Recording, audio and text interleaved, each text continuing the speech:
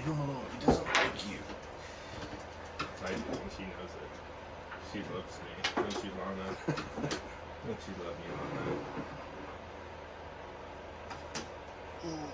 Yeah, I'm not even gonna mess with the speakers and the headphones and everything. I'm just gonna record it on the phone this time, and I've been doing a little bit of research trying to find one. I think I found a good one I want to use. It's like Vivo or Vivio or something like that. Yeah. Cool. I just gotta download it to the computer and try some of that stuff. But yeah, being a producer is hard. Yeah. I can barely hold a conversation, let alone run a podcast at the same time. What's like you can hear it pretty good just when you just record. Yeah, actually, dude, honestly, I feel like the iPhone, the iPhone camera is better. This was like a $75 setup that my wife got me for Christmas or my birthday or something. And I feel like, dude, if you don't have those mics like right in front of your face, they just don't pick up the audio very well. Yeah. But maybe there's different apps you could use that will help you adjust some of that stuff. But the little circuit board. No, who's crawling on me? Lana, come here. Sit down. She just excited. No. Put you outside in the cold. I'm gonna feed you a lethal amount of Copenhagen. Twice. You have a good Valentine's Day? Yeah, how about yourself? Yeah, pretty good. What'd y'all Pretty do? good. Nothing. Nothing? We went to San Antonio on Saturday.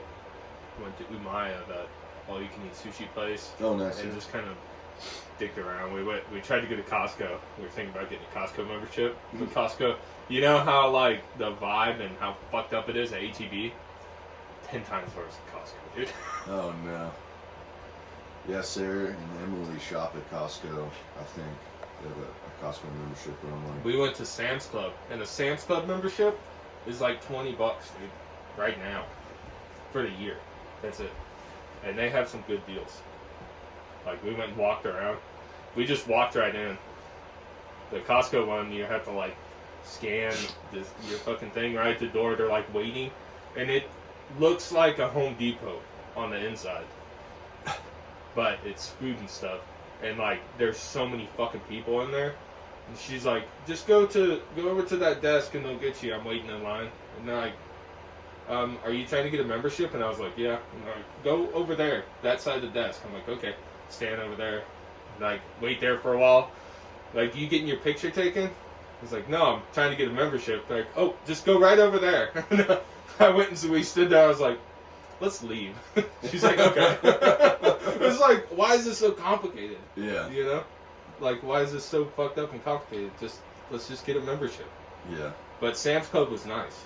It was just like a really big Walmart with industrial sizes. You go to get ketchup and it has like 3 ketchups and cellophane, you know? I don't like Walmart.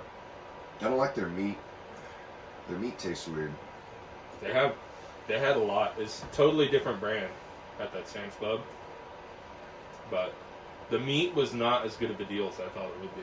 They did have some whole cuts, but like a whole tenderloin. You know, a whole beef tenderloin is like this big. It's like $150, which is probably still a good deal. Because what could you get? I mean, steak about that big, you could get like 10 steaks off of there. Yeah, depending on how thick you cut them. Yeah, how much is two of those tenderloin steaks? Like 15? Yeah, I wonder how. If you had like a big fire and you cooked, like made it really hot, like you cooked it like a fillet, but you did it in a whole loin, and like had a bunch of people over, and then just like. Oh, they do that. I just don't know if it would be good because then like the center of your steak, the only cooked part would be the outside of the steak. I think it would be better just to cut it. Oh, I think you. I kind of want to try it, but also just like with the prime rib, or, you know, you don't cook it hot and fast. You cook it slow, and then you just get a crust too. But like when I made prime rib, I did it on the pellet grill, you know. I just cooked it slow and got it to temp on the inside, so it was like 130, 135, which is medium rare, and then get it a good sear.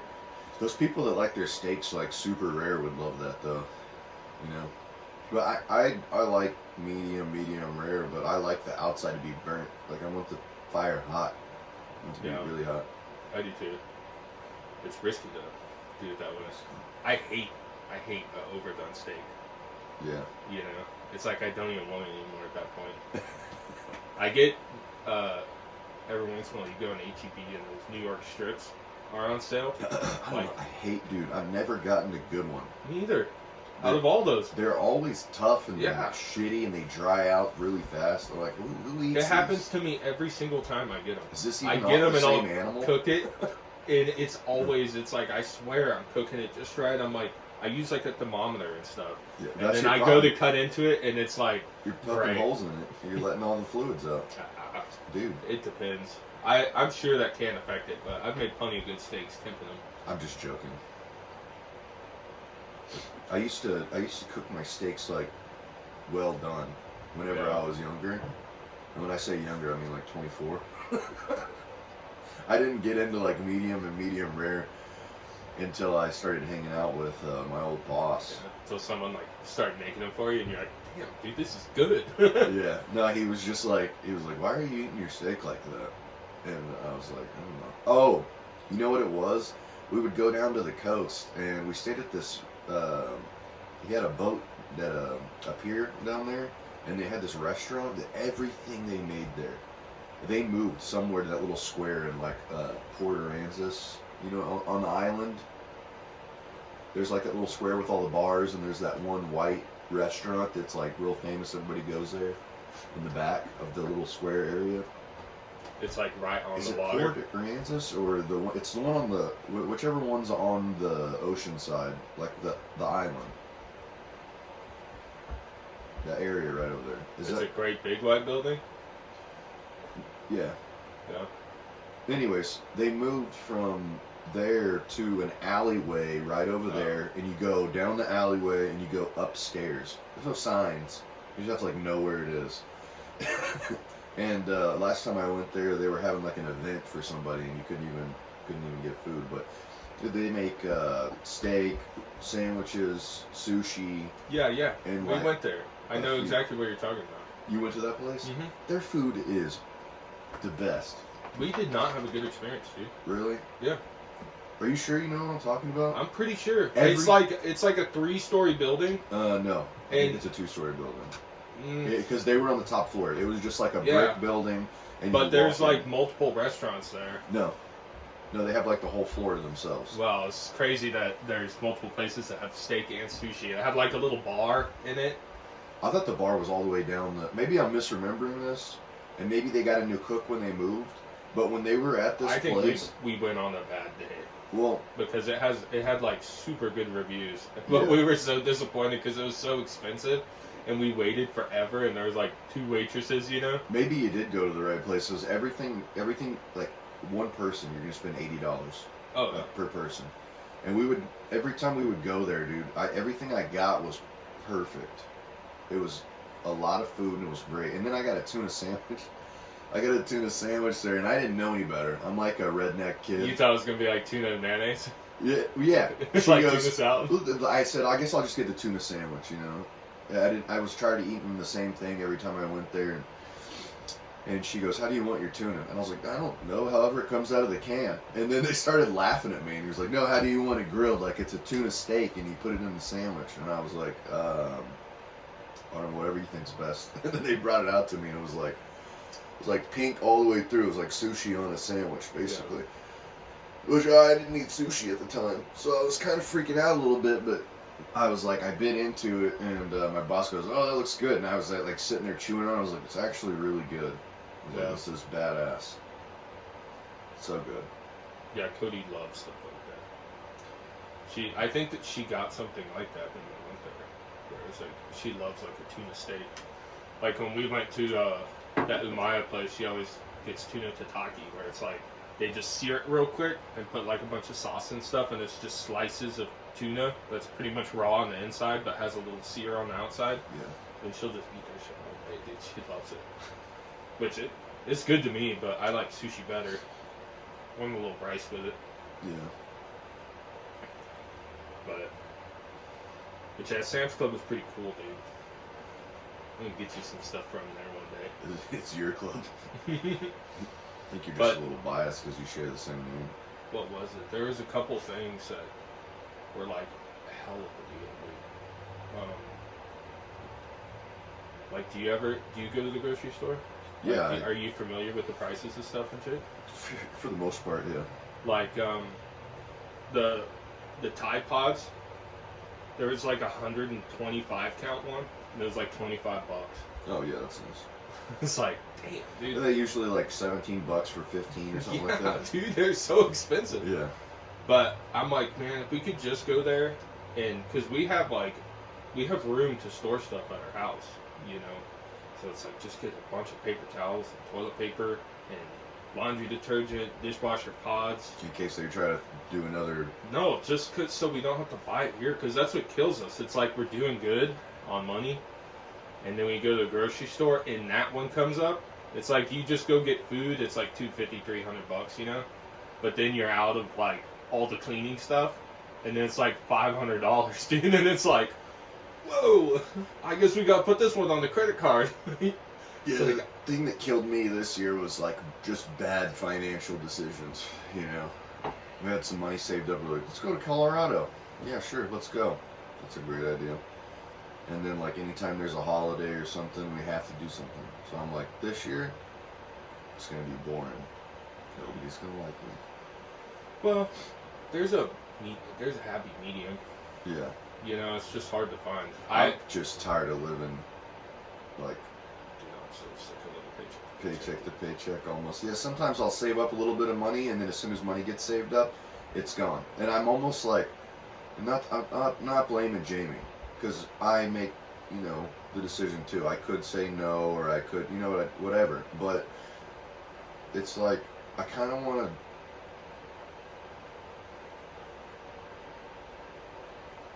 not have her on the bank account, so she can't see how much money we have, and I can just tell her we're broke all the time, and then we can save more money.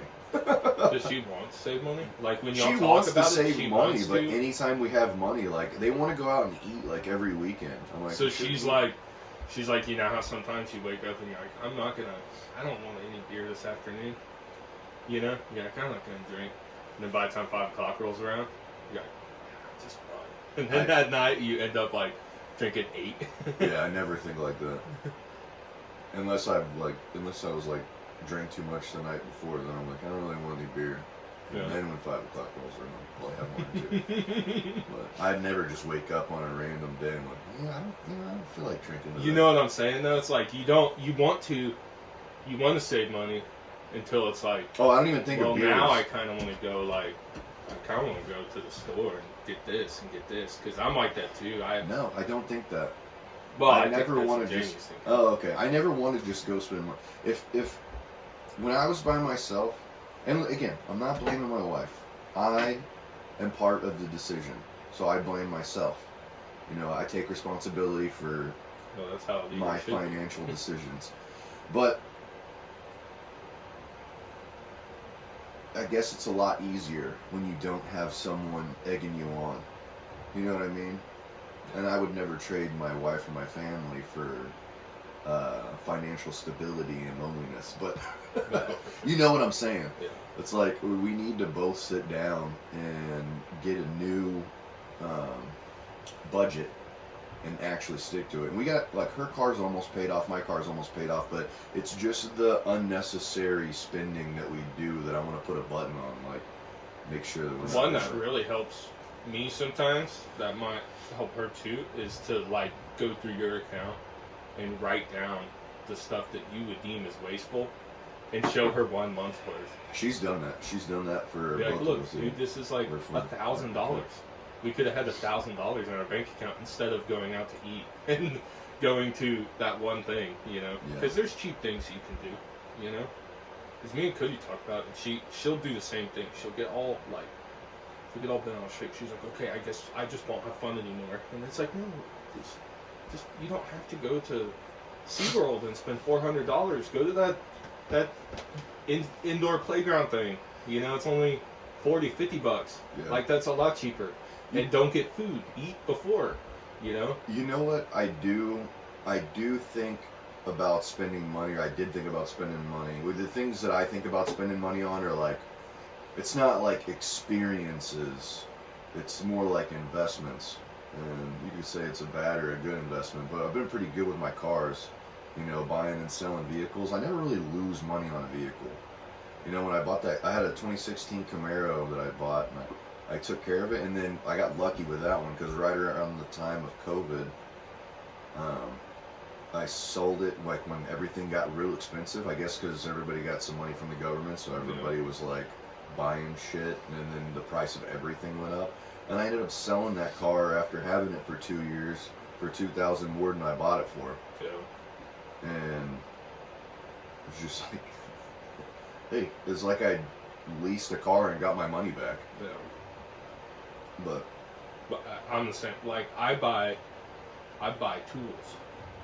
You know, I buy stuff I'm gonna have forever for the most part. My worst one is food. Sometimes I'll go to the grocery store on the weekend and be like, I'm gonna make something good for dinner tonight. And by the time I get out, it's like I just spent $100, dude, for this one dinner. It's like, granted, there is gonna be stuff like that. You know, like you go to get stuff for fajitas and you buy tortillas and there's tortillas left over. You know, it's like there will be stuff left over, but still, it's like I didn't need to spend $100 for this one dinner.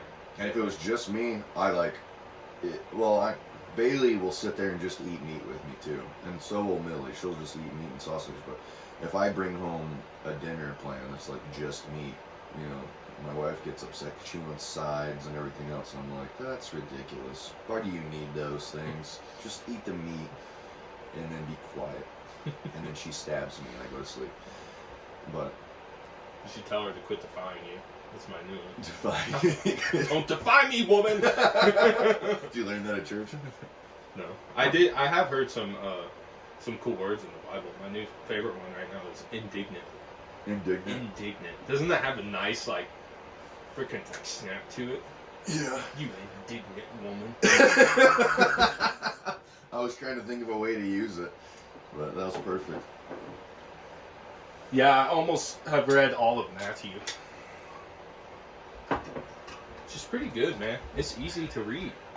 It's like way easier to read than I thought it would be. Yeah. Because I started with Genesis a long time ago, and I listened to all of Genesis, and it's just hard. Genesis? Yeah.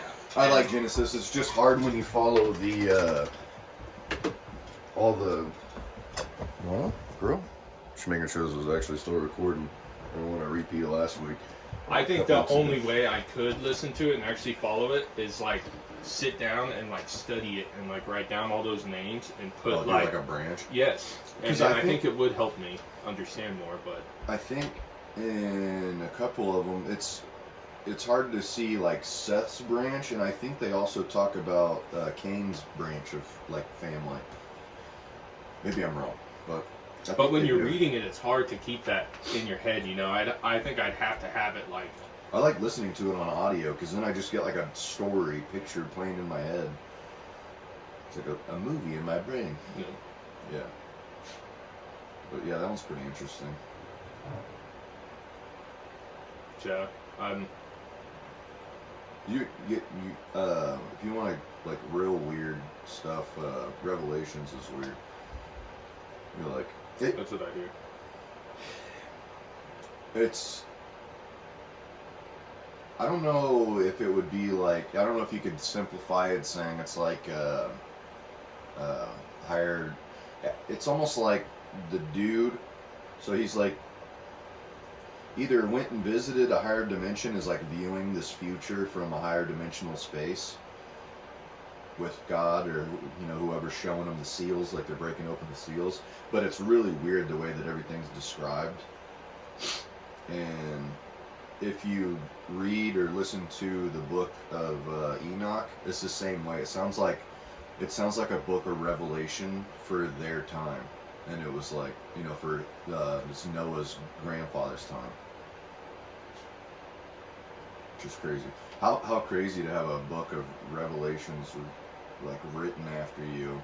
That's just my perspective also. Like listening to it, I've heard a lot of different perspectives on the book of Enoch. And I'm like, I don't know. If you read Revelations, it sounds a lot like Revelations. And then if you find all those books that they found in the Dead Sea Scrolls, and you have like the book of Isaiah that predates our. I've already said this to you before, but it like predates our oldest known book of Isaiah by 1,000 years, and it was like word for word. They're like, okay, well, if that was that accurate and hadn't been messed with, well, how many of those other books are accurate also? Like, gonna throw the baby out with the bathwater? Or was it just some random dude's collection of a library back in the day? You know what I mean?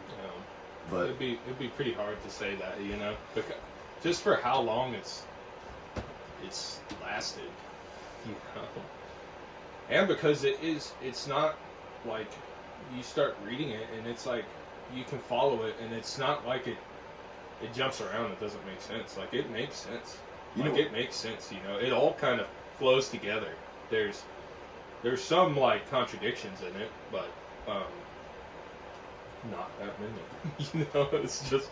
You know what's weird when you look at like a lot of the really old languages? They look kind of like computer code, or like, you know what I'm saying? Like, I don't know. If you look at some of the really old languages, or like even like Egyptians, all hieroglyphs and stuff, and we use like emojis a lot now, so it's kind of like it seems like similar. You know what I mean? So if people were around on the Earth for 200-something plus thousand years, maybe they had their own type of computing or whatever back in the day before everything got destroyed. And then people argue about it all the time. They're like, "There's no way that happened. That's stupid. Where's the evidence?" You're like, well, after 12,000 years, nothing's left over. Like the only thing that would be left over is like the pyramids or all those faces carved in the side of the mountains with the. Like if it happened again. 12,000 years from now, they would probably think like these were their gods. This is who they worshipped. They carved them into the side of a mountain.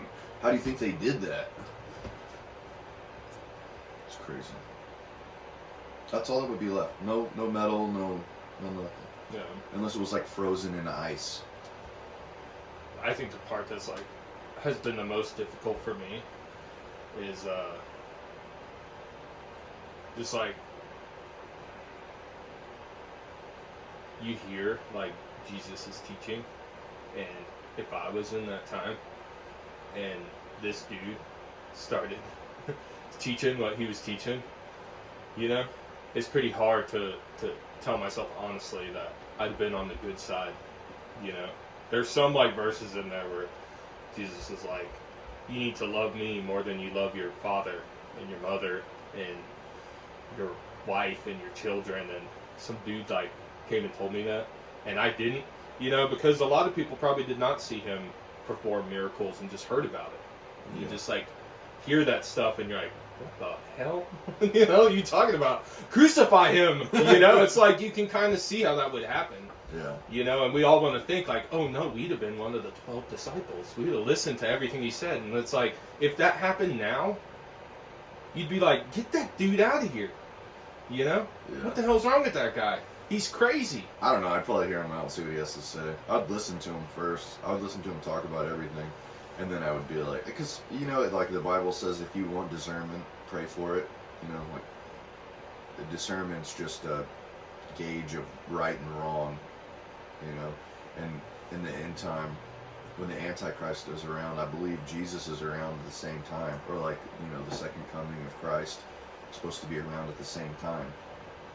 I'm not sure that that's completely accurate, but I'm pretty sure they're supposed to be back around the same time. So it's like, who do you know to listen to? Probably the guy that's not asking you for anything other than like love and, you know, for you to love others.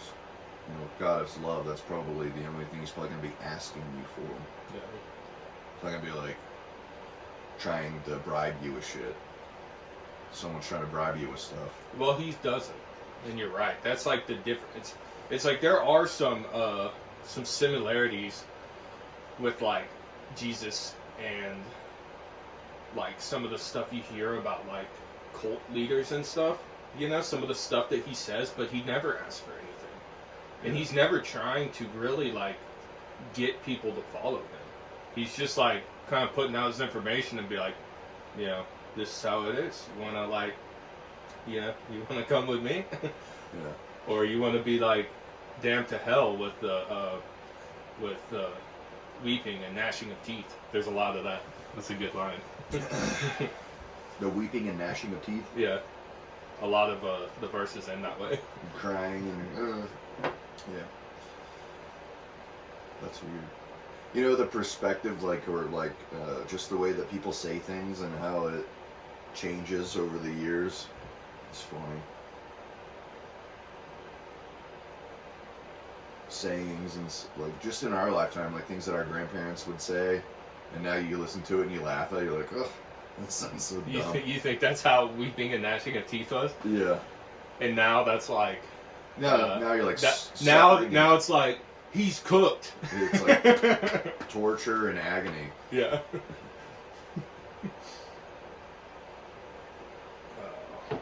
My coffee's cold already.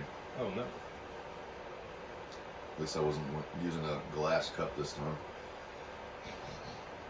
Is she annoying you over there? No. She's warm and my hands are cold. Dude, my dog,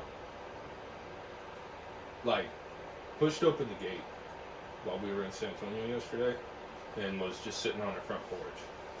But she's done that before. And then, like, she doesn't want to go outside, so I don't know if, like, I think she might be, like, something's gone on. She's, like, changed. It's like, she's scared of the wind or something. I don't know. Like, when it's real windy outside, it, like, freaks her out. So I just left her in our bedroom. Came back. She had put clawed on the door in my bedroom. Trying to get out? Yeah. Like, ripped chunks of wood off the freaking, like, door jamb. Yeah. Did you Scratched beat her? the door. Did you punch her? I grabbed her Kick and her? flipped her on her back, and I, like, was about to, and I did not. Yeah. Because I know it's not going to help. So now every time I walk by there and she's following me, I'm like, come here. And she, like, crawls up. I'm like, look at that. Don't do that. No. And she's like, bad girl. she's like, So disappointed in herself. but she's, like, never, ever done that. Ever. Ever. Yeah. It's so weird. I don't understand. Freaks me out. She's getting old and dumb. I think she's just so, like, maybe she's not used to being alone anymore. So, like, she doesn't like it. But I used to just leave her in the backyard by herself for a whole day, you know? But I think she just doesn't want to be by herself, which is understandable, but still can't do that. Yeah, imagine how they view time. Something that only lives like 7 years, I know. 16 years. If every minute that you're gone feels like an hour to them, you know what I mean? And you're gone for a couple of hours. Well, and she doesn't want, like, I know she doesn't want to do that. I know she already knows that's bad. So that's the part that freaks, like, even when I got home and she's on the porch, she, like, slid over to me, like, crawling on her belly. She's like she knows she's bad. And it's, I don't know.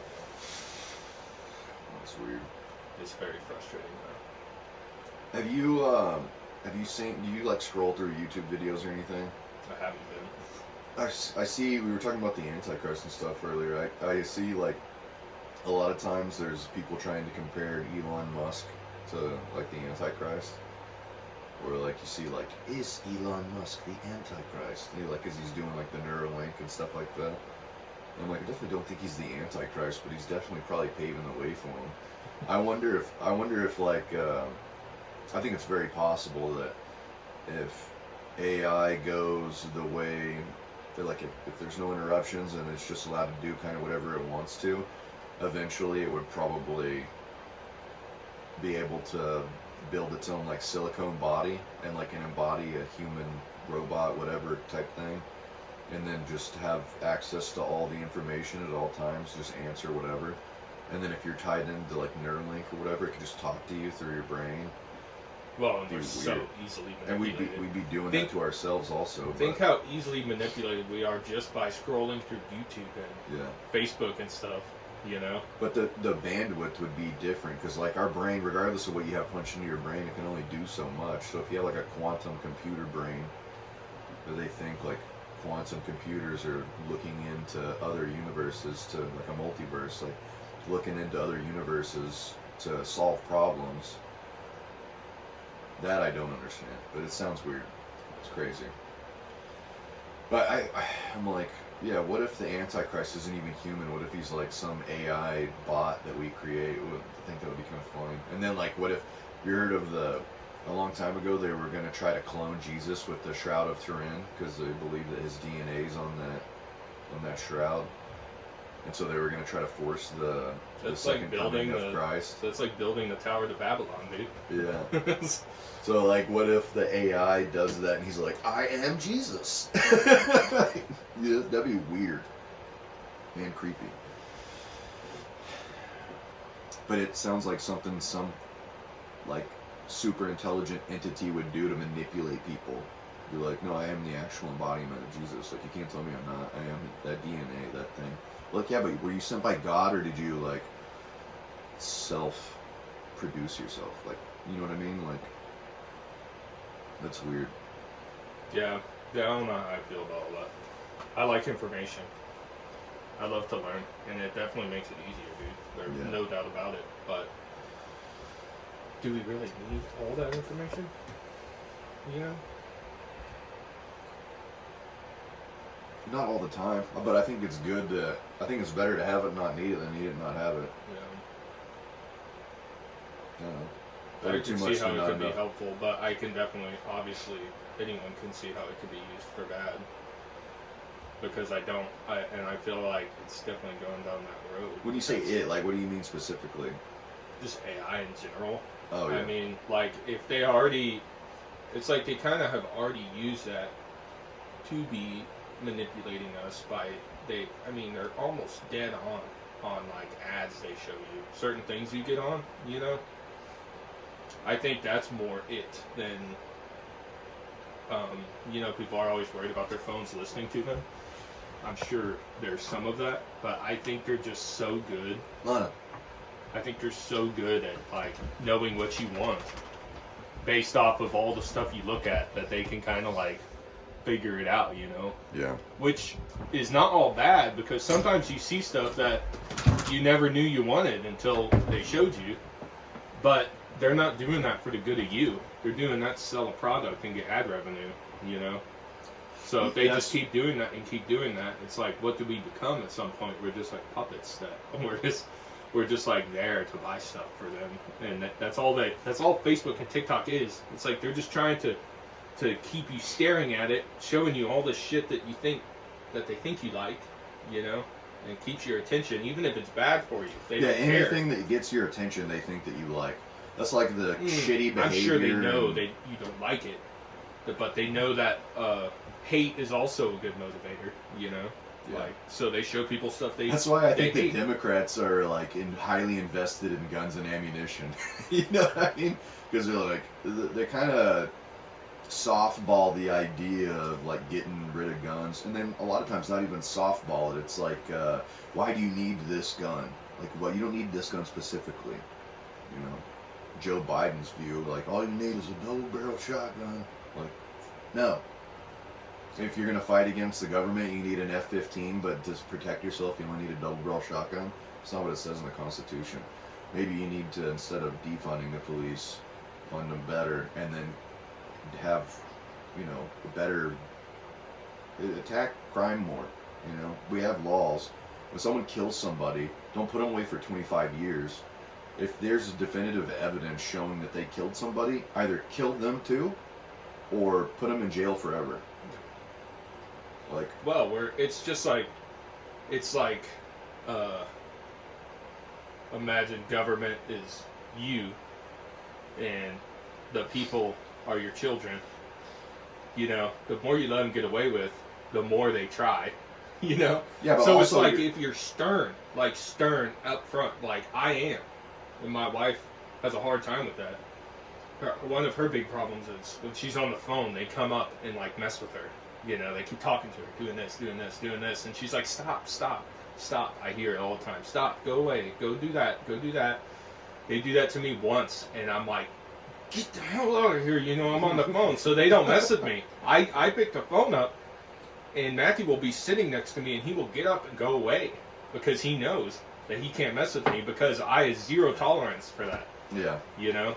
But if you have some tolerance, people are going to keep trying to get away with stuff, you know? Yeah, but please don't run for office. I don't like the way you said let them get away with shit. Like, they're like supposed to be a public service, not an overseer. Like, I mean, they kind of are, but not. Like, you know, there needs you to be can't come up rules. with your own shit. Like, No. we have the 10 Commandments, and outside of that, you don't really need to get No. too crazy. Like, No.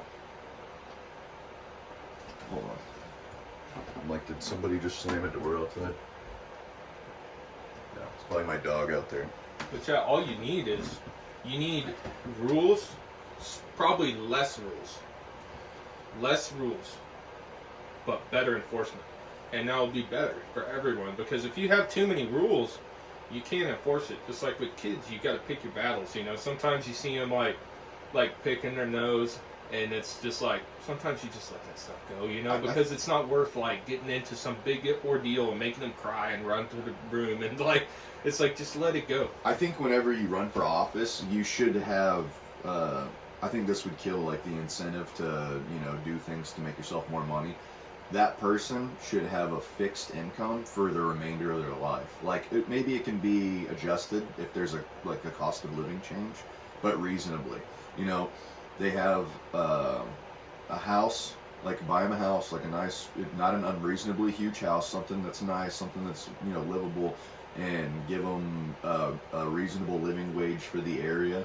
And if you want to go serve the people, then you don't get to exchange in the stock market anymore. You don't get to do any investments outside of what money you get a year. Like, you don't get to invest in shit. You can buy something and you can sell it, but all that money that you use has to be like watched. Like, you have I don't know how it would work exactly. Really hard to enforce. But I don't think so. I think, like, if you have a credit card and the money goes to and from, like, you're not allowed to make over a certain amount a year. Like, you get a certain amount of money income, and then outside of that, you can't invest money anywhere. Like, if there's extra money, it goes back to... Well, you have to make that income level pretty high. You'd have to pay them more, which would be all right. But, I mean, if you're like, okay, here's this $400,000 house that you don't have to pay for, and we'll fix your retirement for you so you never have to worry about it. We're going to pay you $100,000 a year for the rest of your life. Well, you could say... But you're not going to get good people that way. Because the high achievers, achievers, they want to. That's the problem with being a cop and a teacher now. It's like, who's going to get that job? You still get good people that want to be teachers. Yeah, for sure, but not as much as you probably would.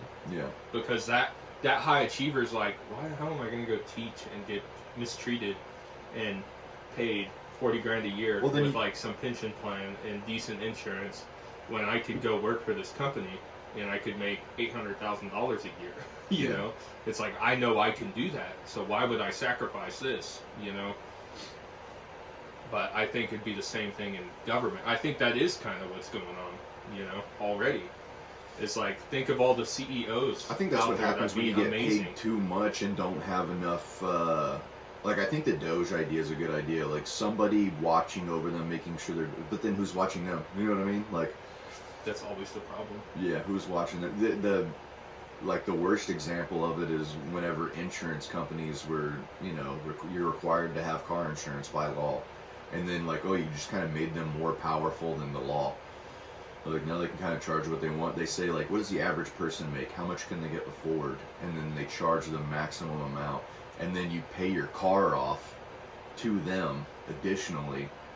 Then the only thing you should be paying for on your insurance is damage to yourself or other people or things that you might run into. You know what I mean? Like, after you pay after you pay the value of your car off, like, you total your car that you paid $30,000 for, and they say your threshold's $15,000, you shouldn't have to pay over $15,000 for car insurance. Like, once you hit hit that threshold, yeah, you're done paying for your car insurance. And they could do that for everything. Where it's like, even though the price of cars is going up, they're not going to do that. If you know, like me and you, we started paying car insurance when we were like 18 years old. How much money have we put in to insurance? Because that is a good idea. More than like, taxes. Say you put in $25,000, and they're like, Derek, okay, if you want, you can keep paying in, and you can increase how much you put in, but at this point, you only get $22.50, you know, because yeah, they have to make money. I understand, but at this point, if you wreck your car, we will give you $22,000, and you can fix it because that's how much you have paid us. Yeah, you know? maybe if you can't afford to pay for car insurance or to rebuild people's houses because of this or that, like, you know, maybe you could say, you know, you get comprehensive damage that happens. You don't have to pay your deductible, but I'm not saying that's always the case. I'm just saying, like, you know, if you have a comprehensive damage problem, maybe you don't have to pay your deductible to have it fixed, but once you have it fixed, that amount that you had to get fixed goes back on your account, and then you pay again until it's paid off. The vehicle, you know, like say you wreck your car and it's $5,000 worth of damage. Or yeah, you pay for it until it's paid off, but you only pay, either you go back to your original amount and you pay that, you pay it off quicker, or you pay like, you know, a minimum, like it's a financed deal. I don't know.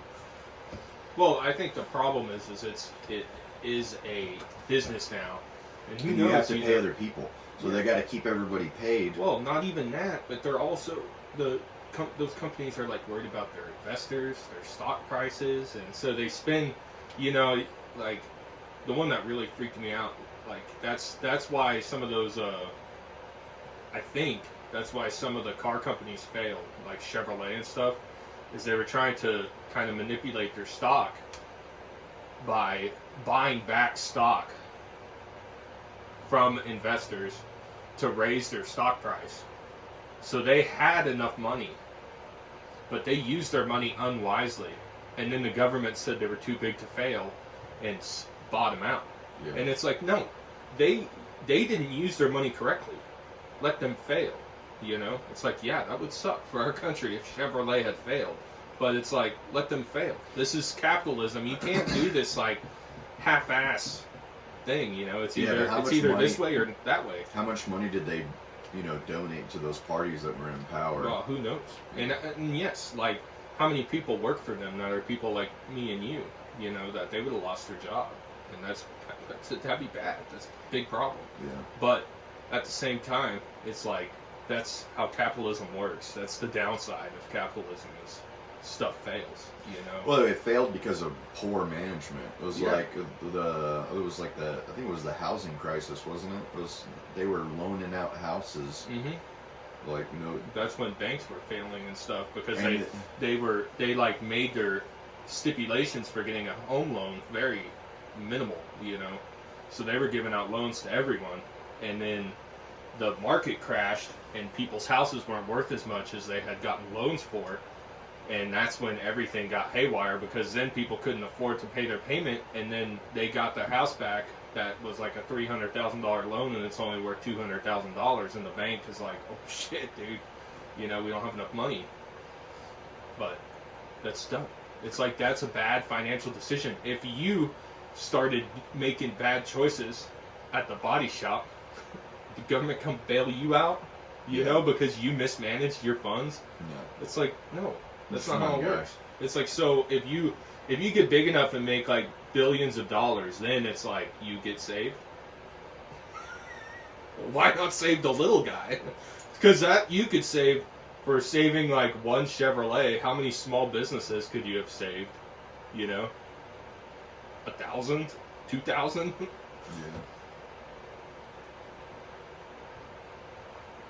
Which, yeah, sometimes like socialism sounds like a decent idea, but then it gives too much control. Because even for the insurance thing, I mean, if everyone paid into the same thing, like if it was a government-owned insurance, and everyone's paying in the whole country, then that really mitigates risk for them, because, you know, most likely there's not going to be a hailstorm over the whole country. No, I'd say I don't even think you need to do that. You just need to put a cap on the amount of greed they can have. It's like we were talking about, you know, once it's paid off, it's paid off. Like, you put a certain amount of money into it, then you're done as a person. If they're mismanaging their money on their side, then that's their problem. But, you know, like I said, we're required by law to have them, so they get to do pretty much whatever they want to some extent. But it's like if the bank, if you put in $1,000, you know, to the bank, and then you went to go spend your money, and you were like, I need to buy a $500 thing, and they were like, wait, that's not there. You can't do that. Like, you gotta wait. And actually, your money's not worth that. It's only worth $250 right now. So that's all you can spend right now. You'd be like, what the hell, man? You can't do that. It's the same thing with the cars, but greed. It's always greed that ends up biting you in the ass. To me, why does an insurance company need to have $1 million profit every year or whatever? They're probably, like, USA is probably hundreds of millions, you know. Well, maybe and it's like, why is that even necessary? You could run an insurance where it's just like you pay everyone, and then yeah, there's a little profit at the end of the year. There has to be a little profit at the end of the year for every company, or it's going to fail. You know, I understand that, but do you need $100 million of profit? Probably not. Do you need to increase your profit every single year so that your stock price doesn't go down? Because your stock price is going to go down if you don't increase your profit, you know? And it's like, why did we... That's what has happened, I feel like, you know? It's like everyone has to... We have to get better every year. If we're not getting better every year, then you're doing bad, and shit's going to fail. And it's like, it doesn't need to. It's literally like a video game where you can make money, and then there's always someone who finds out, like, a cheat to make more money.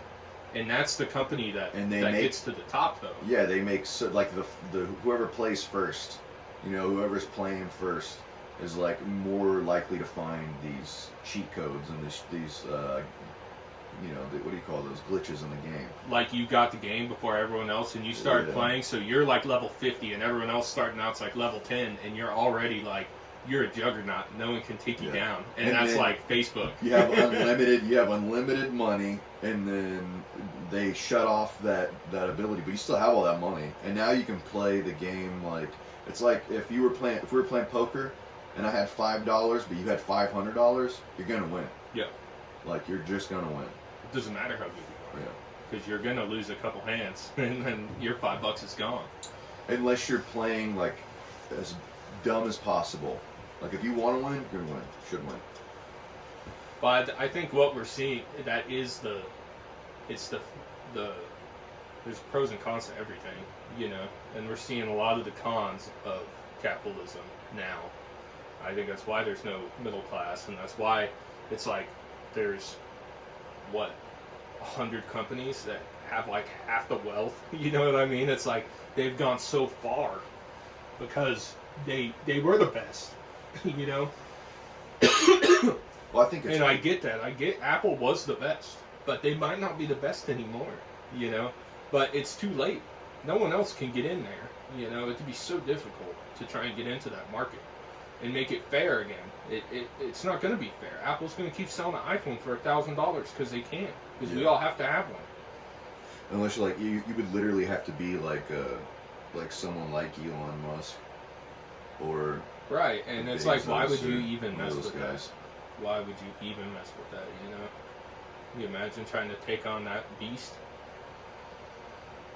But I mean, while you're doing all those other things, yeah. I mean, I don't know what all Jeff Bezos is in, like, I don't know what all takes up his time. I think he spends a lot of time on his boat, doesn't really give a shit about other stuff because he's making all that money, but, like, Elon, that dude does a ton of shit.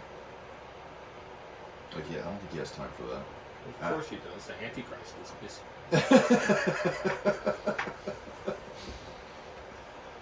Oh, man. But yeah, I just, like, you know, you can see the, how things used to be. You know, how old people always want to talk about how it's like, well, there was, like, you used to, instead of going to Walmart, you went to the shoe store, too, to buy shoes. And then you went to the produce place to buy your produce. And then you went to another store to get your dry goods. And you went to a meat market to get your meat. And it's like everything was spread around so much better. But now it's just like Walmart. Yeah. You go there, you spend all your money there. Walmart makes so much money, you know, and no one else can compete with them. And it's like impossible. And now all those places are gone. You know. That's they can't survive. And Yeah. I don't think that's good for any of us, you know, because all those were decent jobs, you know. they made a killing during COVID too. It's like All those big companies did, you know. You look at that, and Yeah. they all did. They all made a killing. I remember whenever it was first kicking off, like literally like first kicking off, everybody was going in to buy toilet paper, and I was like, I'm gonna get some food. You know, I'm gonna get food, water. I don't want to be worried about I don't want to be worried about not being able to wipe my ass. If I have to, I'll get in the shower, but at least I'll be fully fed. You know, but I remember going in, and it was like I kept running into this same old man down every aisle, and we were doing the same thing. Like we were getting food, and we got like halfway down the aisles, and I was like, only the essentials, right? And he just started laughing. He goes, yeah, I don't know why everybody's in here for toilet paper. If something's really gonna kick off, you're gonna need food. But Well, that one is like, I think that changed our country. but it's crazy Just to see seeing how that fear. You yeah, know? like how that shows you how people will react in a shitty situation Oh, where for you're sure. like, I think that kind of freaked everyone out. yeah, Like just seeing that, like if you went to Walmart or HEB and you see the shelves like empty, like that's freaky, dude. You know, that's freaky. I never saw the shelves empty. I saw them low, but it was like I saw when, them pretty when you low. see like what the fuck was the deal with the toilet paper? I'm sorry, but like why did everybody need to freak out about the toilet I paper? think it's literally all it is the news said that everything's running low on toilet paper and that's all it takes. It was a gauge to see how much power they had over them, like influentially. You know what I'm saying? Like how much influence they had over them. They were just like, how dumb is our stock? How dumb are our sheep? Well, they're pretty dumb. Well, it's a very simple formula to get us to freak out, you know? They- Because they got me. They didn't get me with that stuff. I'm not a selfish person, so I would never do that. I couldn't do that. You know, I remember going, and it really stuck with me. There was an old couple. I kept seeing them meet up. Their cart was full. They each had, you could only buy 2 gallons of milk at a time. They each had 2 gallons of milk. They were going separate. Why do you old people need 4 gallons of milk? I have 2 kids at home. We drink a lot of milk. I bought one so that someone else can buy the milk too, you know? Because there's someone else that has kids at home and their kids like milk and they won't drink water just like mine, you know? And it's like, Why do you need all that? You're gonna No. die soon anyways. yes, you know they don't drink that much what if milk. You think probably like 3 gallons of milk went bad before they even got Yes. through the first gallon? Yeah. And they just bought it just so they would have it, so they could go sit at home and be like, we have everything we could possibly need right now. And it's like, That's gonna last you if it really does go sideways and there's no more food in the grocery store and you have to go out into the yard and shoot a deer or whatever. That's all this stuff's gonna last you like a month or 2. Yeah. You have to have like canned goods and some MREs, and if you have a family of 4 times, you know, rice and multiply beans. multiply 3 times 6, and or however many family members you have, and then that's what you need every day, and then go just through a week's time. That's a lot of food. It's impossible. So there's really no point in doing that. Yeah. You know? Even if you grew food in your own yard, like the best thing you could do is grow potatoes or something that you're going to be able to eat every day. And I would have to do my entire backyard, and eventually I would eat myself out. You know what I mean? I would like eat myself out Well, of food. we can't do that. Yeah. It doesn't work. That's why we have to have society.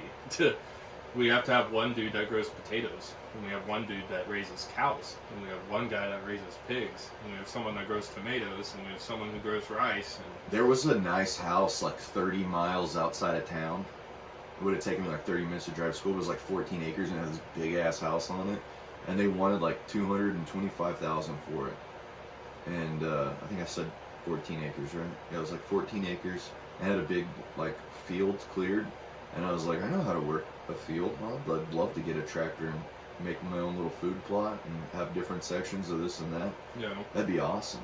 But Jamie didn't want to live outside of town, and now she's like, I kind of wish we had like moved out there.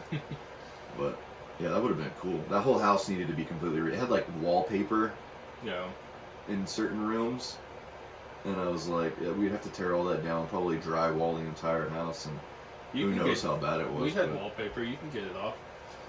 yeah, Steam. And a Steam it scraper, off. dude. It sucks. It sucks. or just hit it with fire and call the insurance company. Yeah. Unless you're living in California, then it wouldn't work too well. Yeah. I don't think they insure that over there. You know what's funny? I think they make houses out of some kind of hemp material that's like literally fire deterrent. Or not deterrent, but like it doesn't catch on fire. Like it's very hard to catch on fire. And like you could build an entire house out of it. Well, sheetrock's pretty hard. to And get it's on fire, really too. cheap to make. And weed's legal in California. Like now would be a good time to start building those houses and that kind of material, or in something that's not going to burn to the ground. Well, it's not even that complicated. It's like what they need to do is they need to have regular burns, so there's not so much brush. They need to probably invest hundreds of millions of dollars into managing forests and keeping trees, so they're not right by houses. You know. Well, I was like, why don't you We just do that pump here. water out of the ocean and like have a giant sprinkler system in case something, you know, all the way around the city, in case it starts catching on fire. And you just and then my dad was like, no, you can't do that because the salt water will kill all the vegetation and the grass and everything. It'll just kill it. And I was like, oh, well, let's filter it out. I don't know how you would filter it out, but apparently, I don't know if it's expensive or hard to do. I mean, That's what they say, but it's expensive in comparison to getting water out of a lake. Yeah, It's like, duh, it's expensive to that, but it's not. the way It's not like impossible. You can desalinate water, you know? Yeah. It's like, it's possible. I think it was Elon Musk was talking about it. He said that you could also, whenever you filter it out, you could save the salt and reset, like sell the salt, and it would probably That's how they pay make for. sea salt. That's what sea salt is, Oh, yeah. you know? See, I don't know things. But it's like we have the technology. I get that I think they, it's like, it's so expensive, it's not feasible, but it's like, it is feasible. It's just, it's way more expensive than getting it from like a natural spring or from a lake or from this, which that's like dirt cheap, you know? So My maybe deal- we'd have to pay like $8 for fucking bottled water, which I don't think we should all be using bottled water anyways. Yeah. My deal is like, if you knew this was going to happen, why didn't y'all do something about it a long time ago instead of wasting all that money on not solving the homeless problem? Like every year it gets worse and you get more money for it. There's no other business on the planet that when you do a shitty job, people invest more money into you. Like, not a one. There isn't any. Do you know one? Like, I can't think of a single one other than government. And it's just because they have the power to do so. So I'm like, you have to somehow take the ability for them to make money. Like, maybe you just can't trade in the stock market for the rest of your life. I don't know how you would do it, but yeah, they need to figure out a way to put a cap on that. The Nancy Pelosi greed. Yeah, I Shit's don't know how they insane. could do that, but Maybe maybe they're only allowed to make as, like, if it was like, so you serve a certain area, you only make as much money as like the people in the public of that area profit. Like, if they're doing well, you're doing well. If they're doing shitty, then you're doing shitty. well, what would And if probably your whole be, city burns down because you were negligent, maybe they burn you at the stake. Like, but what if they just had term limits on Congress and the Senate? You know, be like, oh, that's your 2 terms, you're out, and then you could never really get that established. You know. how long though? Like, But 'Cause the hard people- part is that's where people come from to be the president and to get these higher office jobs, as they were in the Senate for, 20 years, and learned all the ins and outs of government. Which maybe that's the problem. They don't need to know the ins and out of government. They just need to do what the people who elected them. want them to do. Yeah, and that's it. And that's very simple. But I mean, why isn't there a term limit on them? There's not even a whole lot of light on those people either. No. I mean, you watch those videos of people in Congress talking amongst each other, and like some of them are in there sleeping, some of them are in there picking their nose, or like not even paying attention. And you're like, who is that guy? I don't know. He probably works for you. Well, I think we all want to think that people with those high-power jobs are different, but we're all the same. Well, they get complacent in their job and they don't give a shit anymore. It's just a job and they're annoyed that they have to do it in the first place. Because I went into people's houses during COVID that had these $1 million homes, obviously this good, high-paying job, and they all had the little thing to move their mouse, so they didn't have to work. Oh, You know? wow. Yeah. They were all like trying to get out of work.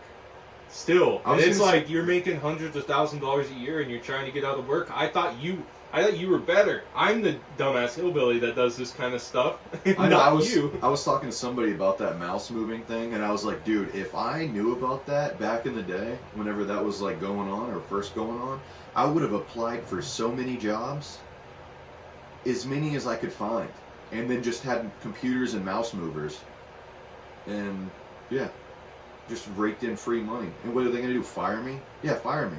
Okay. Made some free money. You can't sue somebody for doing a bad job. Yeah. Well, anyways, what time do you have to get out here, buddy? It's 9:30. Probably need to. You're going to church this morning, right? Yeah. I go a little bit more. Alright. What do you want to talk about now? Dude, okay, so that guy, remember the guy that was from Kentucky or whatever? He looks like Alan off of The Hangover.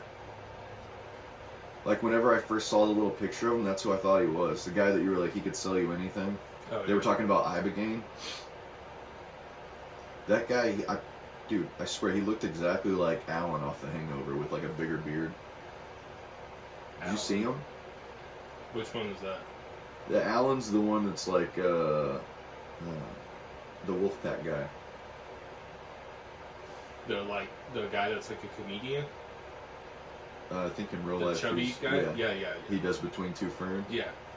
Zach Galifianakis. I thought that's who that was when I was scrolling through. I thought it was him. Then I looked at the name. I was like, that's not that guy, but it looks a lot like him. Yeah, that guy was really passionate about that. Would you try that? No. You wouldn't try it? I don't think I need it.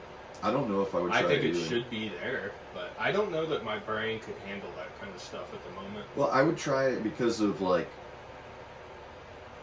if I was gonna try it, I would try it because of the things that he was talking about it doing, like reminding you, or not reminding you, but letting you know that there is a higher power, and that that he loves you, and that you have a purpose in life.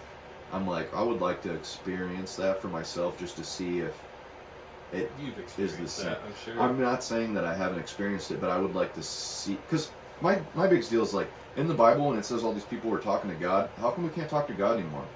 Like, you don't have a direct line to speak with God. And if you have something in your brain that, like, I think whenever you're dreaming, quite possibly, if there is like a multiverse, or like like anything that can happen will happen. If you don't have absolute chaos, I don't think you could live in like a free will world. So if it's possible, if you can't say that it's impossible, then it's probably possible. Like, I know that's a lot of things to kind of justify what I'm saying, but like, I've lost my thread. My brain just like overheated. What was I trying to say? Do you know? How there's not a direct line to God. Oh, yes. So if you have this thing in your brain, or this like chemical that's essentially a psychedelic drug, you can make a synthetic version of it, smoke it. I've never done this before, but you can make a synthetic version of it, smoke it, and then everybody has similar feelings and experiences and sees the same things in this realm, whatever it is. Some people say it's like a telescope looking into a higher dimension, in whatever, like looking through your soul or whatever it is in your brain that allows you to see those things. Like maybe they were doing something that allowed them to speak with God. Maybe it was something that was given to them by God, and I'm saying that's a possibility. I'm not saying that is exactly what happened, especially not when God was walking with man, like when God was just here around, which is also kind of weird. You know what I mean? Like when he's just about, like, oh, that's actually God, not Jesus. Well, you know, same thing, but Yeah. I don't know. So, how do you talk to God? How come we can't do it? I wonder if, you know what I mean, like, I wonder if there was a way to do it, and, you know, something like the Catholic Church took the ability, or the know-how in how to do that, because, like, around King James time, they didn't like that. They didn't want the King James Bible out. They didn't want everybody to have the ability to understand No, I know. the religion and be able to have their own They wanted to tell discernment them. They wanted and to perspective control on the Bible. They wanted to teach their perspective. And what's that called when you teach a certain way? You want everybody to think the way that you do. It's like indoctrinated.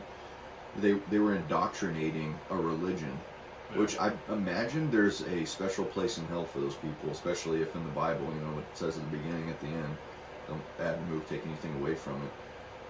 And they were saying, well, it says this because this. Like, no, that's just your perspective, and you're using it to manipulate people.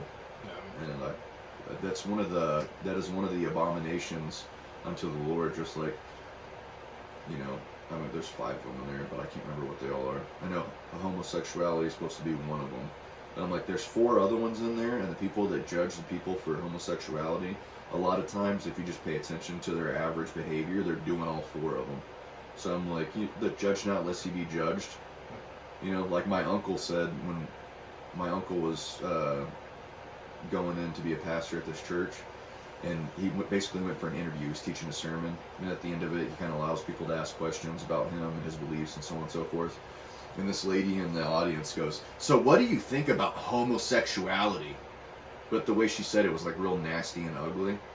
And I'm like, "But did your husband leave you for somebody? Like, why are you such a nasty old hag? Like, such an angry woman?" You see that sometimes? I'm like, why do you have to be like? I can hear the anger and the like whatever it is in you. I think that the focus on that, on the morality of that, is because you just feel bad about the sins you know you do. So you want to be like, this one's worse, and I don't do that. Well, my uncle said, I loved his answer. He goes, well, we're supposed to love the sinner and not the sin. We're supposed to allow them in here, and then when they have, you know, and whenever they feel guilty about stuff, we're supposed to be here for them. You know, so No, it's pretty simple. yeah. And there's no like hierarchy of sin in the Bible, so that's what we all do. We all make that in our head. There is and there isn't. Like, sin is sin, but there are 5 allegedly I don't know if they're unforgivable or they're just abominations unto the Lord. So it's like, that's why he died on the cross, so that you are allowed to ask for forgiveness. And lately I don't even ask for forgiveness. I just apologize for the things I did wrong, because I'm like, who am I to just assume that I know that it says that he died on the cross for that, but I'm like, I feel dirty just saying, will you forgive me for this? Will you forgive me for that? I'm like, I apologize for that. I failed. I fell short, and I would like to do better. I do want to do better. I'm trying to do better. I'm sorry. Too. What? That's how I am too. Yeah. I talked to Cody about that too. She's like, pray about this.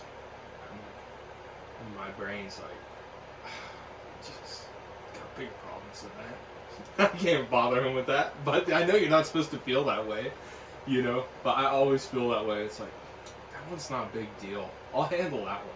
I'll save Jesus for the big ones, you know. Yeah, he's like the boss at the desk. He's got a Yeah. stack of shit he's got to go through, Yes. and you're like, hey, you think I'm gonna make enough money this week to be able to get a steak? Like, Can you please pray that my daughter has a good day at school today? Yeah. Like, please help me with that one, you know?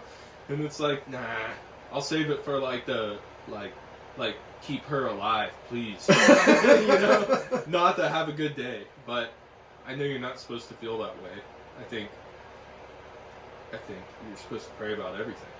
I don't think it ever once says like, oh, don't bother Jesus with the unimportant ones. But yeah, I never really have I never really pray for forgiveness. I'm more like apologize and ask for the strength to be better, you know? Yeah. Or help show me what I'm supposed to do, because I don't know what I'm supposed to do, Yeah. you know? I pray for discernment in the moment. I'm like, please allow me to, remind me while I'm doing something that I don't think is right, or, I like to have a few beers at night. And then sometimes they'll get out of hand, I'll drink too much, but I'm like, hey, remind me to drink water and to maybe cap it off at 9. I know, which sounds like a ton to some people, but I'm like, I used to drink a whole 750 milliliter bottle of whiskey a day almost, which is pretty rowdy. I definitely don't do that anymore. I don't even like drinking whiskey anymore. Not me either. But I drink like the super lightest beer that you can get. So I'm like, I'd like to drink. I like beer. I know they have alcohol-free beer, but it doesn't taste good. I'm not a fan of it. I like putting peppermint in my beer. Yeah, I'm not gonna drink during the week anymore. Yeah? Are you gonna try to lose weight again, or are you just not drinking? It's not good for me. Yeah. And I've realized that all I was doing was making my life way more difficult. It's harder to sleep when I try to only have 3 beers a night at the most on the weekdays. I know I can't do that. So yeah. I tried. I'll do good for a few days, but I need rules and structure. Yeah, sometimes I will only have one. Sometimes I will only have a beer and then I'll go to bed. But it's usually the days that I worked 12 hours and I'm tired. And I'm just I don't even have the energy to have another beer. Well, the busier you are, the less you do it. The worst days are the days you idle don't hands have in the anything. Devil's playground. But I don't think it's the devil's playground to have a few beers. But also, if the body is a temple, you should try to take care of it and make sure that it's as healthy as possible. Well, That's why I laugh so hard when you see a morbidly obese person talk crap about somebody who's doing drugs, if it's even if it's something that grows naturally or is provided by it's the same thing as the lady getting mad about the homosexuality. Yeah, it's like, no one hey, wants to look at themselves. Sugar kills more people a year than alcohol does. Both legal. They're both bad. Both bad. You can abuse both of them. One's easier to abuse than the other. The sugar, I think. Well, it's more acceptable. But yeah, I just and it really hasn't been challenging for me. Yeah. It's been nice. And I gave myself, I'm only going to drink Friday, Saturday, Sunday. And a no holds barred, just whatever, I can drink how I did, but I haven't been. Last night I had 3. Yeah. Day before I had 4. I don't think I broke that 4 mark since I started. And the only problem I have with that is I still I don't work as lazy. So I get home at 4 o'clock and my body is accustomed to that beer at 4 o'clock. So that I built it up so big in my head, It's I hate that feeling of wanting and not getting, because I've never done that to myself. Yeah. And that's my problem. It's a lack of discipline. Are you sleeping better though, right? When I'm asleep, yeah. I have a really hard time falling asleep. I stay up till midnight, 1 o'clock in the morning every night now. Because I think that's part of what my problem was. Yes. I didn't fall asleep. I passed out. It's not the same thing. But even the 6 hours of sleep, way better than the 8 hours of sleep I was drinking, Yeah. But it's I was reading this book, Angela's Ashes, and it talks a lot about, about Irish, families and during the Great Depression, and the dad, he can't hold a job. He's constantly getting drunk. When he does get money, he goes and spends it all at the bar. His family's not eating, and I'm how could someone do that? And then it's I'm doing a low-grade version of that. I don't have enough money to drink, 50 beers in a week. I really don't. Yeah. You know? So it's like, what am I doing? It's like, obviously it's not the same extent. My kids still eat, you know? But it's like, I'm not helping them. And Yeah. I really, like, I want to end this, I don't blame my dad or my parents.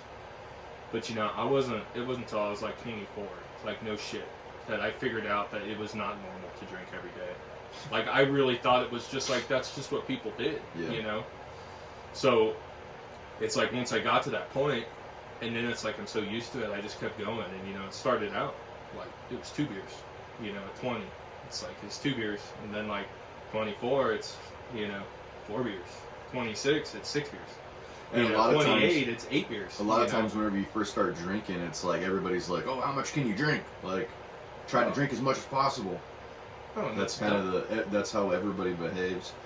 But And yeah, you feel it makes you feel that, like, you know, you've probably been proud many times, as I have, that you can drink 15 beers in a night and you're like And still all drive right. home. Yeah. And you're like, No. pussy, you can't. You Yeah. drink 6 and you're puking. You know. Yeah. But that's dumb. That's what that is dumb. you built up a tolerance because in some ways you're addicted to alcohol. If you're building a tolerance, that is one of the metrics of addiction. you Yeah, know? that's fair. Yeah.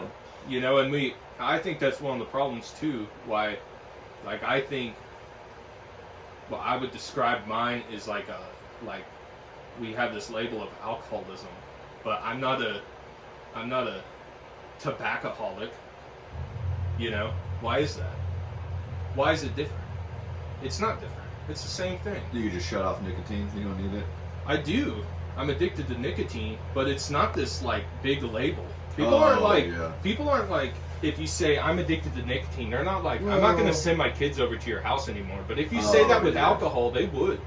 It's different, and it shouldn't be. Well, And why you is do it like hear that? about people say that it's harder to quit smoking than it is to quit doing heroin. Yeah, And it's then hard. Nick Schwartzen has that joke. He's like, "So I tried heroin," and he was wrong. But like, I think we all like. It's like we want to make an excuse sometimes, you know. But it's not. It doesn't have to be a big deal. It's not a big deal. I'm Yeah. not like literally. The only thing I had to be okay with is being uncomfortable for like 45 minutes when I get home. I'm just a little uncomfortable, and my mouth is like ready for a beer for like 45 minutes, and then I just drink like a sparkling water or something and eat a snack, and I'm good. It's like, and then I like those ice sparkling ones. The mango ones are my favorite. you know, I just like a plain sparkling water. But then you get I get to the end of the night and I'm laying there and I'm not drunk and I'm happy. Yeah. I'm better. I get all this stuff done. My kitchen's clean every night. You know? It's like, what was I doing? It's like, my life's hard enough. Yeah. And then I was adding to my, like, think how much time you've spent going to get beer in your life. Like driving to the gas station, being like, oh shit, I got home and I only have one, I gotta go back, you know? And for me, it's obviously a bigger distance, but I don't Yeah. have to worry about that. It's like on the weekend, I go buy a 6-pack and it's good. I was gonna say I usually only get it whenever we're grocery shopping, but sometimes on the way home, I'll stop and get my beer for the. I buy beer on Friday, and usually on Sunday. So I'll buy like a 12-pack on Friday, or an 18, depends on what I'm doing. If I have a bunch of people over, I'll buy an 18-pack, and then I'll buy an 18-pack on Sunday, and then I'll have that until Friday. If it's gone, it's gone. Yeah. I don't buy anymore. Well, it's good because I have not done that. So I think I if you need to be can't- more structured with it because the only rules I ever had, which I'm good at following, is I never really liked drinking during the day. So I've always been pretty good at following that one. I'm sure you could tell sometimes I'm like apprehensive to have a beer at like noon because I just don't like it, you know. Yeah. But now if I just have a rule of like, this is not me during the week. I don't do this during the week. It makes it a lot simpler for my brain than like trying to be like, oh well, like, you know, it's because I'm too good at rationalizing. It's like, well, it's Monday. It was a hard day. No one's home. They're all gone. I'm not hurting anyone. You know, why not drink a 6-pack? And it's like, no, I don't need that. I don't need to do that. I really don't want to you know, I had the thought of like, you know, I can handle it. I'd be fine. I could do this the rest of my life. I'd be fine. I'd still show up to work. I'm not going to make my family go broke. I'm just going to make more money. You know, obviously it'd be better if I don't. Better for my health, better in all these other ways. But what if Matthew can't? Yeah. What if Matthew sees me drinking like this and he starts drinking like that and his body can't handle it? Because he thinks it's okay. And then he becomes the alcoholic that we see, you know, that is an alcoholic to us, the guy who can't function without alcohol. And what if it's not him and he can handle it, but his son can't? And it's like, I could just end that right now by not, by him not like seeing a Miller Lite sign and like being like, Daddy, that's your stuff, dude. Yeah. You know, because he does that because Yeah. he knows, you know. Yeah, Millie does that too. She's like, that's Daddy's beer. Yeah. Because it's so normal to them, and it's like, you know, in reality, kids, that's not normal. Yeah. Like that's not normal. And I don't need it. And I'm like so much better without it. But I do. The only hard part is sometimes I still get it in my head like this is a temporary thing, and I have to tell myself that it's a permanent thing. You know, it's like this is just the way it is now, and it has made it so much easier for me. Because every other time I've not done that. Yeah. I'm always like, it's like, well, I'll stop drinking for a month, and that doesn't do anything, you know. Yeah. But Yeah, this is the new thing. This is Yeah. what I'm doing. That's how it is. Yeah. Yeah. no justifying, no like, okay, just this once, or you know, because I don't have the discipline for that. Yeah. You know, I think it took me a long time to realize that. Yeah, it's Mike Tyson. Was that Mike Tyson that said it? He was like, discipline is doing something that you hate like you love it. Or was Yeah. that Goggins? I can't remember. It was one of those two guys. But, yeah. You know, Oh well, also, that could be misinterpreted. What if you hate beating your children? yeah. So- But yeah, and it's not even, I don't even think it's really about discipline. I think it's like, you make it in your head like it's something that's helpful for you, you know? It's like, this is something I need. It's like, I need to relax, you know? I need to do this, I need this, or I'm going to be grumpy and I'm going to treat my kids, and those are all just justifications for like poor behavior, you know? Yeah, mine is the eating. Like I try, it's hard because They're connected. I don't want to blame anybody. People like to bring junk food into my house, and I don't have self-control not to eat it. So my self-control is not buying it at the grocery store. You know, if I could, I would just eat meat. Like whenever, I didn't even realize it because I didn't know about it, but whenever I was alone, like by myself, I went to Zook's in Castroville and would buy all my meat there. And then I was like on the carnivore diet without even paying attention. The only reason I was fat was because I was drinking so much whiskey and Coke at the time. Like sugary stuff mixed with alcohol supercharges the sugar and it just stays in your body. So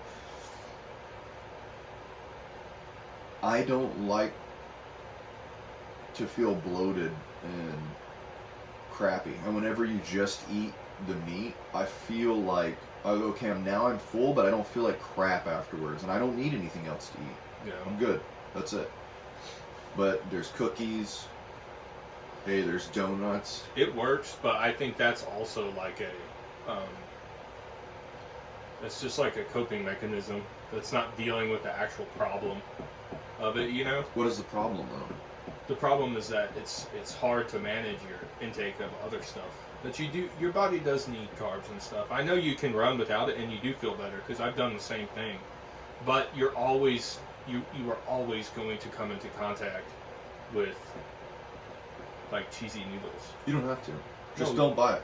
You will though. You Yeah. will. You are gonna. That will come across you at some point, and you won't have the discipline to deal with it. You know. Well, yeah, but when it's not in my house all the time, I Oh, don't for have sure. to worry about it. Whenever I see it around and I'm used to just not like eating just it, I like don't with the beer thing. think You know, about it, yeah. if you're out of beer, you're not gonna.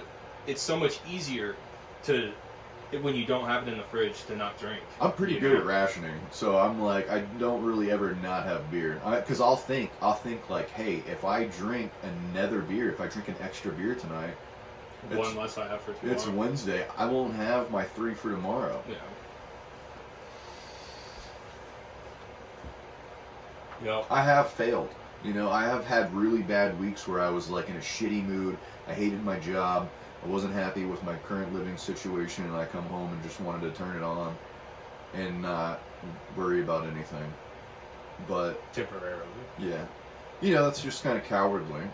No, if you I look was at doing it, the same thing. if you I've been look doing at that it for rationally, for but fucking 8 years, dude. yeah, And I don't know how that happened.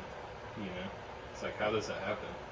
I never would have thought at 20 I think it's that I'd be lazy. where I'm at. It's like lazy behavior, and it's self-indulgent, like self-indulgence. Oh, it's always like, I'll if you deal look with at this it, problem if you later. look at it that way instead of like, this is what I want, and like this is gonna make me feel better, then I think that's probably the right way to look at it. But if you can't keep yourself on a level playing field, you're either gonna get worse or better, or you'll get better at doing more, or you'll get better at doing less of it. You know what I mean? Like, Well, I always thought my only issue was discipline with all this stuff. And I thought about it, and it's like, you know, in reality, I'm pretty damn disciplined because I get everything I need to get done. I can get everything I need to get done and drink 10 beers. yeah. Which is pretty fucking impressive if you think about it. You know what I mean? Yeah. There's people out there that they don't do any of that and they still can't get everything done. I can go to work, come home, make like a nice dinner for my family and clean up, make sure we have everything we need for the next day, and still drink 10 beers. Well, no, you still have discipline. You just don't have discipline in all the areas that you would like to, and you would like to perform better. If life is all about, I think life is all about improvement, and you see yourself you probably feel like you're on a treadmill, and you're like, I'm not getting any better. Like, why not? Like, what's in the way? And you found something that's in the way, and now you're trying to resolve the issue and move yourself forward. Like, it just makes sense. Like, you're expanding your discipline. Like, you already have good discipline. Now we're just expanding it, and I want to be better all around. I'm going to sleep better, I'm going to be happier, I'm not going to be reliant on this thing to help me relax at the end of the day. My wind down thing, what helps me like shut my brain off at the end of the day, because working in collision work is all about production, so that's all I think about. I'm like, what do I need to do? How do I need to move all these pieces so that everything falls in perfectly and I could, you know, get all this stuff done? And if you don't have other people that think like that, it drags your day out super long, and like it's hard to be organized on the back end of two people that are poorly organized, or three, or whatever, you know. Whenever you see someone that doesn't produce anything, and then like you produce more than both of them put together, it's like, come on guys, like get some drive. Like you could have a much better standing and like financial situation. Like there's always going to be one more car. Just get it done, do a good job, stay focused, do what you're doing, and then go home at the end of the day with more money. Yeah. Like, focus. Not everybody thinks that way. I know, like we talked about it a long time ago, but some people only want to make a certain amount of money because if they make too much, they won't get their government assistance. I'm like, oh yeah, look, you jump in the water with rocks in your shoes. Well, I think a lot of that too is just not thinking you will never get anywhere. You know, that this is the best it gets. And yeah, maybe I make $1,000 more, but then it's going to shut this off. But it's not like anything's going to go up from there. It's like people have a lack of goals now, you know? I can understand that if you like, say you're only making that good of money for a certain amount of time, and then things slow down and you have a bad check or whatever, and they'd be like, but if I don't make that much money, then I still don't get this assistance. But I'm getting this assistance while I'm making this much money, so I should just stay here. It's like, It's going the easy way. Yeah. Which is easy to do, you know? It's easy to get, like, complacent. And trying just to be comfortable, you know, and not continuing to grow, you know? Because we do need to keep growing. Because it's boring. It's so boring to stay in the same place, which I think is another part of my issue. I think that's part of why I was doing that. It's like, I'm bored. I don't know that I was meant for this. Like, I love my family, you know. But I don't know that I was meant to go to work and come home and just be at home, and then go to work the next day, come home. You know, when I was a kid, almost everything I liked had to do with some kind of adventure. Yeah. You know, doing stuff, exploring. You know, like even like playing like Pokemon. You know, like it's all about the journey of it. You know, and doing all this stuff and building characters. Yes, and all that stuff. And it's like that. I'm not in that state of life right now, and I can't be. It's impossible, and that just kind of sucks. You know, it's just the way it is. But I need to find a better way to stay occupied than drinking a bunch of beer. You know. Yeah. And I do have plenty of goals. You know, like I'd like to be a better woodworker. I'd like to be able to build a piece of furniture. I bet you know? would. No, sorry. And Went too it'd be far. fun. But it's like you can't do, it was impossible for me to do those things and continue the way things were going, and it was not going to get better. Well, I think You know, that 8 would have turned into 10 to 12 to, you know. it got better in the wrong direction. I think that like the need to improve, like self-improvement, is in our DNA. That's why when you see people that are complacent, they're usually never happy. They're usually overweight. I mean people that are complacent as in like, I'm just gonna stay here. Like here is safe. Like here is safe, but here is boring. You're not happy there. Usually, you do see some people that are happy that are happy with their job and excel in other ways, like with their family. I'm not saying that everybody who accepts a job position is just unhappy. I'm just saying like people who yes and no. Like yes and no. There's a lot of people that just accept their position at their job. They only want to get so far, and usually those people are unhappy. But some of them do excel in other ways. You can't be happy without a goal. It's impossible. Yeah. Because then you have no reason to like keep chugging along. And I think that's why all these things can be so bad. Like I don't think it's bad to drink a few beers. Like I don't think that's bad, you know. But I think when it becomes this habit of how you cope with like this feeling of boredom, complacency, and like you're just like, I'm just the way it is, you know. And because I think people use weed like that too. I think weed is the ultimate drug for that, you know, of like, you know, sitting on the couch playing video games, eating chips is pretty damn fun. But it's like that shit should wear off. The weed is keeping it from wearing off. It's supposed to wear off, dude. What is you it? can't do that. What is it that's supposed to wear off? That being okay with that. Oh. You need a man. I truly believe a man needs to find a good woman. You know? Like, I don't think we're meant for that. I think the other way around, I think women can do better, you know, without a man. I think a woman needs a good man too. And I think we're all meant to get together and to make babies. And that's our added challenge. And we're supposed to try and make the best fucking baby possible, you know? Yeah. And put in all this effort. You know, and make the best life for that baby, and you should want your children to do better than you. Yeah.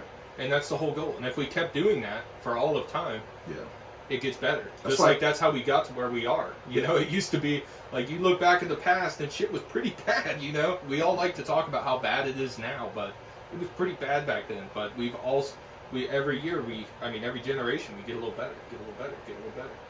Yeah. And I think that's what and then all some this people stuff get is better about. at the wrong things, like manipulation in order to fulfill their greed. That's their alcohol, their beer. It's like after a certain point you could, you know, assign somebody else at that head or help other people out, or, you know. Everyone has a beer too. Yeah. It's all different, but everyone has that. You know, like my wife's is her phone. You know, just like your wife's is probably her phone too, right? Yeah. Yes, and no, like I can see her put her phone down whenever we go out to eat at a restaurant. She's not like on her phone constantly. Like we have not like an agreement, but we pick on each other if we're on our phone at the restaurant. It's like, hey, what are you doing? Like we're here for each other. Yeah. So. But how much time do you think she's wasting doing that? I know my wife wastes a lot of time. I don't know. I have to put a camera up in the house to keep an eye on her. Go look at her screen time. Yeah. I bet she doesn't look at it. My wife won't unless I'm I curious. say something, because Yeah. she doesn't want to. She doesn't want to see, which is the same thing I was doing. I wasn't even. That's what made me realize, honestly. Actually, I don't is- want to look at it because even if I did, I would probably want to say something, and then if I say something, it's probably gonna annoy her. It won't help. No. Just like my wife's been telling me that I drink too much. That didn't do anything. It's not gonna do anything, you know. It's like I have to decide that. Yeah, But I want to help her stop doing that too, because I know it bothers her, because she won't look at it, and it's the same thing as me not counting how much I've drank. Yeah, you who's know? that? Who's that Canadian guy that's always crying? On online, he does podcasts and stuff all the time. What's his name? He's pretty cool. Jordan Peterson. Oh, He yeah? says that you have to let people figure out their, like, whenever he's, not interviewing, he's a psychiatrist, so whenever he's talking to somebody, he'll help them, like, find out he doesn't tell them what their problem is. He just steers them in a direction so that it snaps for themselves, because then when they find it out for themselves, then they want to improve it. So it's Yeah. like, anyways, thanks for doing this again. Yeah, man. Appreciate it, homie.